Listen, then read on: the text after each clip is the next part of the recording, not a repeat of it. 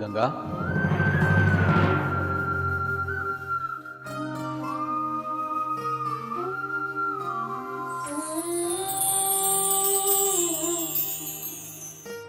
ಇಲ್ಲಿ ನೋಡು.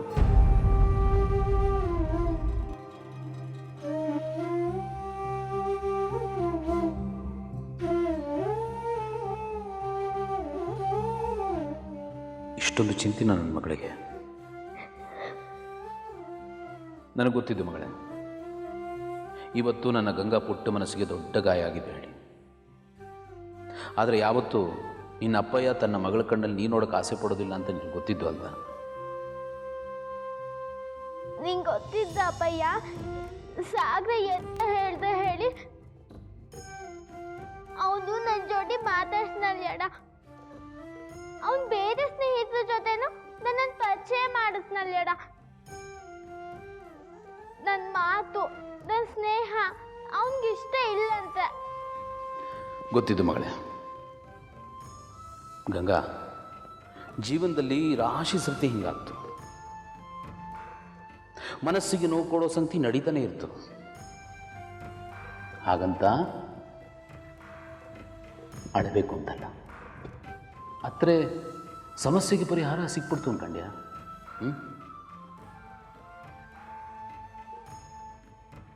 ಮತ್ತೆ ಪರಿಹಾರ ಹೆಂಗ್ ಸಿಕ್ತು ಅಪ್ಪಯ್ಯ? ಮಗಳೇ, ಯಾವುದೇ ಸಮಸ್ಯೆ ಇರಲಿ, ಅದರಲ್ಲಿ ದುಃಖ ಇರ್ತು, ಸಂಕಟ ಇರ್ತು, ಅದಕ್ಕೆ ಪರಿಹಾರ ಸಿಗೋದಕ್ಕೆ ಒಂದು ದಾರಿನೂ ಇರ್ತು. ಅದೆಂತಂದರೆ ಎದುರಿಸೋದು ಅಷ್ಟೆ. ನೀನು ಧೈರ್ಯವಾಗಿ ನಿಂತುಕೊಂಡ್ರೆ ಎಲ್ಲ ದುಃಖ ದೂರ ಆಗ್ತು. ಈಗ ನೋಡು, ಸಾಗರ ನಿನ್ನ ಜೋಡಿ ಮಾತಾಡ್ತೀನಿ, ಅವನ ಸ್ನೇಹಿತರ ಪರಿಚಯ ನಿನ್ನ ಜೋಡಿ ಮಾಡಿಸ್ತೀನಿ. ಎಂತ ಕೇಳು,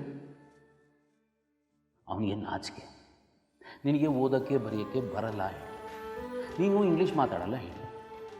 ಏನಾಯ್ತು ಈಗ? ಅದೇನು ಮಹಾವಿಷಯನ? ನನ್ನ ಗಂಗಾಗಿ ಎಷ್ಟು ಹುಷಾರಿದ್ದಾನೆ, ಇಷ್ಟೊಂದು ಬುದ್ಧಿವಂತೆ. ಒಂದು ಸರ್ತಿ ಹೇಳಿದ್ರೆ ಎಲ್ಲನೂ ತಲೆಯೊಳಗೆ ಗಪ್ಪನೆ ಹಾಕ್ಕೊಳ್ತೀನಿ ಅಂದ. ನನ್ನ ಮಗಳು ಏನು ಬೇಕಾದರೂ ಮಾಡ್ತಾ, ನೀನು ಜಾಣೆಯಾಗಿ ಓದಿ ಇಂಗ್ಲೀಷ್ ಮಾತಾಡಬೇಕು, ಕೇಳಿದವರು ದಂಗ ಬಡ್ದು ಕೂತ್ಕೊಳ್ಳೋಕು. ಆದರೆ ಮೇಷ್ಟ್ರು ಚಡಿ ತಗೊಂಡು ಹೊಡಿತ. ಮಗಳೇ, ಈ ಹೊಡೆತಕ್ಕೆ ಹೆದರಿನೇ ನೀನು ಊರೊಳಗೂ ಓದಲಿಲ್ಲ, ಈಗ ವಕೀಲರ ಮನೇಲೂ ಓದ್ತಿಲ್ಲ. ಅದಕ್ಕೆ ಎಂತಾತು ನೋಡು, ಈ ಮುತ್ತನಂತ ಕಣ್ಣಿಂದ ನೀರು ಬಂತು, ನಿನ್ನ ಮೂಲೆಯಲ್ಲಿ ಕಟ್ಟಾಕ್ತು. ಇದಕ್ಕೆಲ್ಲ ಕಾರಣ ಏನು ಗೊತ್ತಿದ್ದ? ನಾವು ಎಲ್ಲ ಕಷ್ಟನೂ ಅನುಭವಿಸಿ ಆ ದಾರಿಲಿ ಆಚೆ ಬರೋ ದಾರಿನೂ ಹುಡ್ಕೊಂಡು ಬಂದಿರ್ತೀವಿ. ಆ ಅನುಭವ ನಮಗೆ ಹೋರಾಡೋ ಧೈರ್ಯ ಕೊಡ್ತೀವಿ, ಗುರಿ ತಲುಪೋ ಹಾಗೆ ಮಾಡ್ತೀವಿ, ಯಶಸ್ಸನ್ನು ಉಳಿಸ್ಕೊಳ್ಳೋದಕ್ಕೆ ದಾರಿ ತೋರಿಸ್ತೀವಿ. ಅರ್ಥ ಆಯ್ತು ಮಗಳೇ?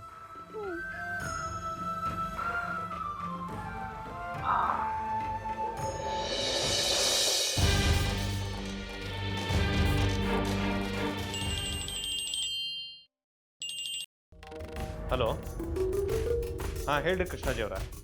ಆ ನಡಗಡ್ಡಿ ಅವರು ಮುಂಜಾನೆಯಿಂದ ಗಂಟು ಬಿದ್ದಾರೆ ನೋಡ್ರಿ, ಭಾಳ ಸಲ ಫೋನ್ ಮಾಡ್ಯಾರ. ನಡಗಡ್ಡಿ ಅವರ? ಯಾರವರು? ಅದ ರೀ ಅಣ್ಣಾರ, ನಿನ್ನೆ ಸಂಜೆಗೆ ಊಟಕ್ಕೆ ಬಂದಿದ್ರಲ್ಲ, MLA ಸಾಹೇಬ್ರು PA. ಹಾಂ, ಅಚ್ಚಾ ಗೊತ್ತಾತ್ ಹೇಳ್ರಿ. ಏನಂತವ್ರದ್ದು? ನಿಮ್ಮನ್ನ ಒಮ್ಮೆ ಭೇಟಿ ಆಗಬೇಕು, ಭಾಳ ಜರೂರಿ ಕೆಲಸ ಅದ ಅಂದರು. ಹಾಂ, ಹೌದಾ ಅಣ್ಣರೇ? ಹೇಳಿ ಗಂಗಾ.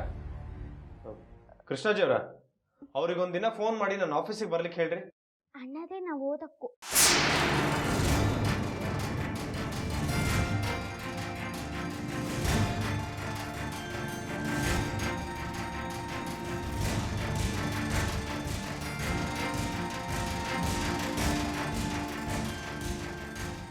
ಕೃಷ್ಣಾಜಿ, ನಿಮ್ಮ ಹತ್ರ ಆಮೇಲೆ ಮಾತಾಡ್ತೀನಿ.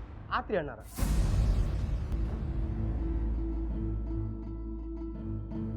ಏನು ಮತ್ತವತ್ತು ನಾವು ಓದುದಿಲ್ಲ ಅಂದಿದ್ದಿ? ನಾವತ್ತು ತಪ್ಪು ಮಾಡ್ತಿ, ಆದರೆ ಈಗ ಗೊತ್ತಾಯ್ತು ಓದೋದೆಷ್ಟು ಮುಖ್ಯ ಹೇಳಿ.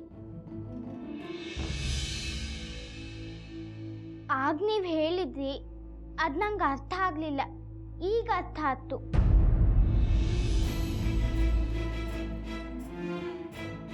ಹುಡುಗಾಟ ಆಡ್ಲಿಕ್ಕೆ ಹತ್ತಿ ಓದು ಅಂದ್ರೆ ಏನ್ ತಿಳಿದಿ? ಮನ್ಸಿಗೆ ಬಂದಾಗ ಹೂ ಅನ್ನೋದು, ಬ್ಯಾಡ ಅಂದಾಗ ಹೂ ಅನ್ನೋದು, ಏನಂತ ತಿಳಿದಿ?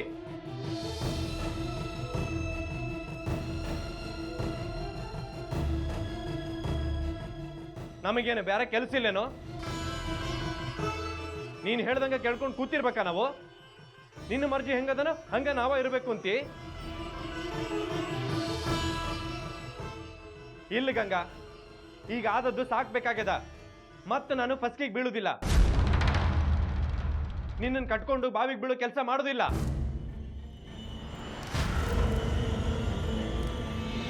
ಓದೋದು ಅಂದ್ರೆ ಏನ್ ತಿಳಿದಿ? ಶ್ರಮ ಪಡಬೇಕು, ಅನ್ನ ನೀರು ಬಿಟ್ಟು ಕೂಡಬೇಕು, ಎಲ್ಲದಕ್ಕೂ ಮೊದಲು ಗಟ್ಟಿ ಮನಸ್ಸಿರ್ಬೇಕು, ಛಲ ಇರಬೇಕು.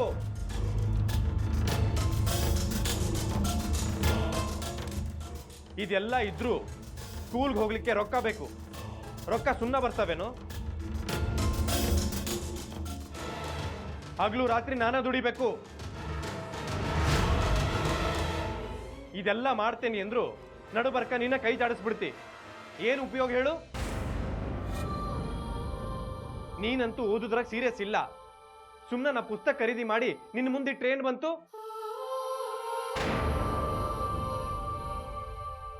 ಇವತ್ತು ಹಿಂಗಿರ್ತಿ, ನಾಳೆ ಹಂಗಿರ್ತಿ. ಅನಾವಶ್ಯಕ ನಾ ಯಾಕೆ ರೊಕ್ಕ ಖರ್ಚು ಮಾಡ್ಲಿ?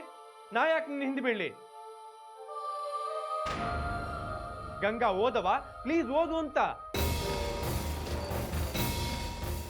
ಇಲ್ಲ ಗಂಗಾ, ನಿನ್ನ ಸಲುವಾಗಿ ನನ್ನ ವೇಳೆ ಹಾಳು ಮಾಡ್ಕೊಳ್ಳಿಕ್ಕೆ ನಾ ತಯಾರಿಲ್ಲ.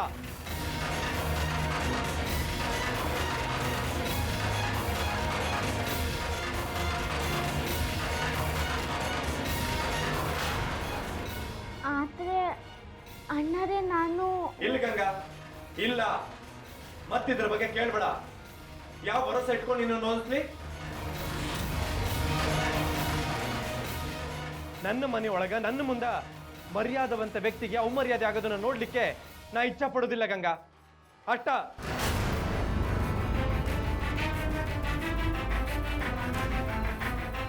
ನಡಿ ಇಲ್ಲಿಂದ.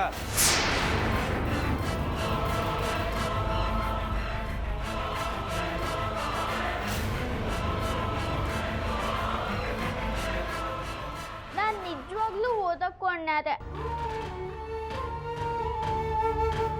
ನಾನು ಮೇಷ್ರಿಗೆ ಎಂತೂ ಹೇಳ್ತಿಲ್ಲ, ಪೂರ ಮನ್ಸಿಟ್ಟು ಓದ್ತಿ. ಹ್ಞೂ ಅನ್ನಿ ಅಣ್ಣಾರೆ. ನನ್ನ ಮಾತು ನಂಬಿ ಅಣ್ಣಾರೆ, ನಾವು ಓದಕ್ಕೂ.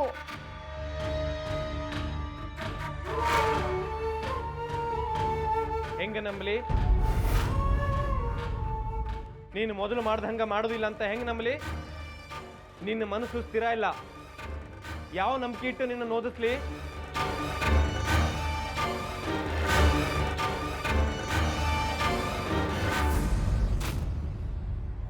ರೀ, ಆಕೆ ಇಷ್ಟೊಂದು ಕೇಳಕತ್ತಾಳ, ಹ್ಞೂ ಅಂದ್ರಲ್ಲ. ನಿಮಗ ಗೊತ್ತದ ಗಂಗಾ ಏನು ಹೇಳ್ತಾಳೋ ಅದನ್ನಕ್ಕೆ ಮಾಡೇ ಮಾಡ್ತಾಳಂತ. ದಯಮಾಡಿ ಹ್ಞೂ ಅಂದ್ರಲ್ಲ. ಗಂಗಾ, ಇಲ್ಲೇನ್ ಮಾಡ್ಲಿಕತ್ತಿ? ಹಳೇದು ಗಣಿತ ಪುಸ್ತಕ ಹುಡುಕ್ತಾ ಇದ್ದಿ. ಓದೋದನ್ನ ನೆನ್ಪು ಮಾಡ್ಕೊಳಕ್ಕಿತ್ತು. ಕೆಳಗಿಳಿ, ಓದ್ಲಿ ಕೆಳಗಿಳಿ. ನನ್ನ ಪರ್ಮಿಷನ್ ಇಲ್ದ ನನ್ನ ಪುಸ್ತಕ